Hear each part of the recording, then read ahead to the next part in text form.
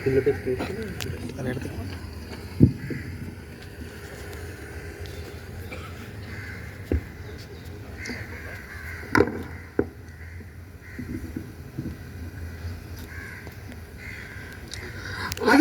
புகழுக்கோர் நெல்லிக்கனி, அவ்வையின் புகழுக்கோர் மூதுரை, வள்ளுவன் புகழுக்கோர் திருக்குறள், அருணகிரியின் புகழுக்கோர் திருப்புகழ். அடியேன் புகழுக்கு இம்மேடை புகழ் தரும் மேடையாய் அமையட்டும், அவையோரின் கரபோசையுடன் தித்திக்கும் என் தமிழ்த்தாயின் துணையுடன். இன்று இந்தியாவின் 80வது சுதந்திர திருநாள். அன்று எனது நாடு எனது கடமை. பாரத தாயின் பிள்ளையாய் பிறந்த ஒவ்வொரு குடிமகனுக்கும் தன் நாட்டிற்கென ஆற்ற வேண்டிய கடமை என்றொன்று நிச்சயம் உள்ளது. இதைத்தான் அவையோர் அவர்களே ஆயிரம் ஆண்டுகளுக்கு முன்னே புறநானூற்றிலே ஈன்று புறந்தறுதல் எந்தலை கடனே, சான்றோன் ஆக்குதல் தந்தைக்கு கடனே, வேல்வடித்து கொடுத்தல் கொள்வர்த்தம் கடனே, நன்னல்லை நல்கல் வேந்தர்த்தம் கடனே என்று சமுதாயத்தில் அவரவர் கடமையை அழகாய் காட்டியிருப்பார்கள். கடமை என்றால் என்ன? சாலையில் அடிபட்டு கிடக்கும் அப்பாவி உயிரினங்களுக்கு உதவுவதும் கடமைதான். சாலையின் நடுவே கிடக்கும் மரக்கிளைகளை அப்புறப்படுத்துவதும் கடமைதான். ஏன், தன் கண்முன் அடிபட்டு கிடக்கும் ஒரு உயிருக்கு உதவ வேண்டும் என்று மனதார நினைப்பதே மனிதனாய் பிறந்தவனின் கடமைதானே. ஒரு நல்ல குடிமகனின் கடமை என்ன? தன் நாட்டை உலகத்தின் அனைத்து தலைவரிசையிலும் முதல் இடத்தில் நிறுத்துவதுதான் நல்ல குடிமகனின் கடமை.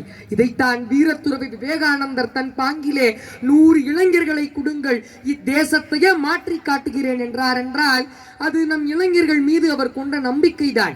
நாம் அவரின் கனவை மெய்ப்பிப்பதுதான் நம் கடமை என்பதை உணர்ந்து செயல்படுவதே அவருக்கு நாம் அளிக்கும் நல் வெகுமதியாக இருக்கும். இதைத்தான் புறநானூற்றில் அழகாய் கூறுவார்கள். தமக்கென முயலா நோந்தான் பிறர்க்கென முயலும் உண்மையானே என்று. எவனொருவன் தன் மொத்த உழைப்பையும் நாட்டிற்கு அளிப்பதையே தன் கடமை என உணர்கிறானோ அவனே வாழ்வில் அனைத்து செல்வங்களையும் பெறுகிறான் என்று. ஏன் இந்த குடியரசு தினம் அன்று எனது நாட்டின் கடமையை பற்றி நாம் பேச வேண்டும் என்றால், நம் மூதாதையர்கள் நம் தாய் திரு நாட்டு சுதந்திரத்தை அவ்வளவு அழகாக பெற்று அதை நம்மை நினைவு செய்ய வைத்திருக்கிறார்கள். ஆகையினால் இந்த திருநாளில் நாம் அதை பற்றி நிச்சயம் பேசித்தான் ஆக வேண்டும். தனது ஒவ்வொரு வரிகளிலும் நமக்கு நம் கடமையை பற்றி நினைவுபடுத்துகிறார் புரட்சி கவிஞர். எப்படி படுத்துகிறார்? தூங்கும் புலியை பறை கொண்டெழுப்புனும், தூய தமிழரை தமிழ் கொண்டெழுப்புனும், தீங்குற பகைவர் இவரின்றி நீக்குவோம், தேன் திசை தமிழதை வேல் கொண்டு தாக்குவோம். இங்குதான் புரட்சி கவியின் புரட்சியும் நாட்டு கடமையும் உச்சத்தை தொடுகிறது. பண்டை பெரும்புகள் கொண்டோமா இல்லையா? பாருக்கு வீரத்தை சொன்னோமா இல்லையா? என் திசைகளை வாய்மையால் ஆண்டோமா இல்லையா? எங்கட்கும் இக்குறன் நரிகளால் தொல்லையா என்று சுதந்திரம் அடைந்த பின் எப்படி தேசத்தை ஆள வேண்டும் என்று கனவு கண்ட அவரின் கடமை இன்றளவும் அவர் பெயரை நிலைத்து நிற்க செய்கிறது. ஏன் இந்த தாய் திரு தேசத்தை நம் கடமையோடு மெய்ப்பித்து உலகத்திற்கு தெரியப்படுத்த வேண்டும் என்றால், பித்தகோரஸின் கணித தியரங்களால் தான் இன்று உலகத்தின் முக்கோணங்கள் அனைத்தும் செயல்படுகிறது என்று கூறிக்கொண்டிருக்கும் இச்சமுதாயத்தில் பித்தகோரஸிற்கு 1000 ஆண்டுகளுக்கு முன்பே ஓடும் நீளத்தை ஓரட்டு கூறாக்கி கூற்றிலே ஒன்று நீக்கி குன்றத்தோடு சேர்த்து விட்டால் வருமளவு கர்ணம் தானே என்று பித்தகோரஸிற்கு 1000 ஆண்டுகளுக்கு முன் கூறிய பேயனார் வாழ்ந்த நாடு.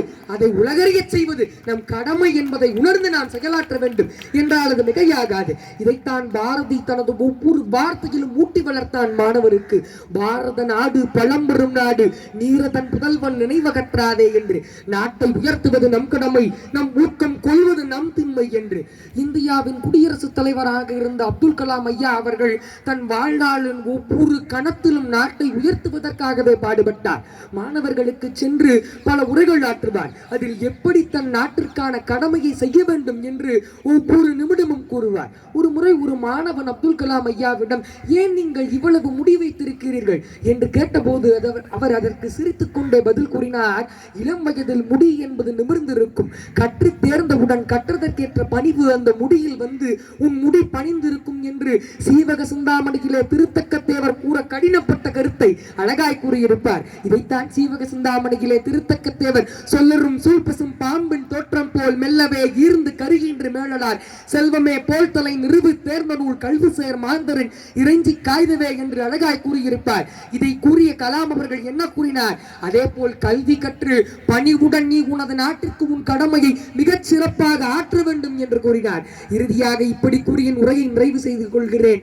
பாரத நாடு என் தாய் திருநாடு, அதற்கு நான் ஆற்ற வேண்டிய கடமை அன்னை தேசத்தின் அறிவியல் பொருள் தன்னை உலகறியச் செய்தல், மண்ணின் நுண்ணிய பொருள் தன்னை என் கண்ணினும் மேலாய் போற்றி பாதுகாத்தல், ஊனிலும் முதிரிலும் அவள் புகழ் பாடுவதையே என் கடமையாய் கொடு என்று இறைவனிடம் வேண்டுவதே நம் கடமை என்பதை உணர்தல்.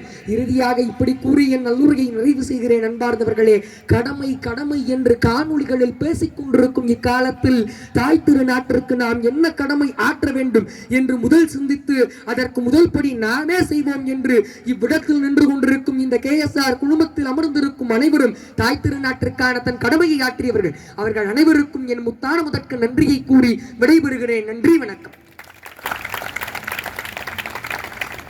நன்றிகள் பல.